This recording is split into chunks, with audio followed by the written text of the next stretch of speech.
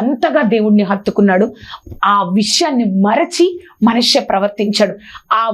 అప్పుడు మనుష్య జీవితం కూడా హిజ్కియా పక్షాన దేవుడు ఎలా ఉన్నాడో అలానే ఉందనుకున్నారా?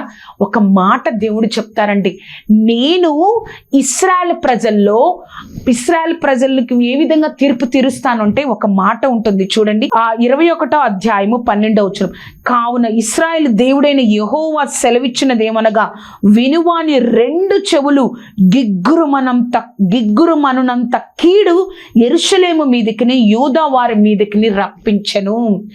ఎందుకో తెలుసా?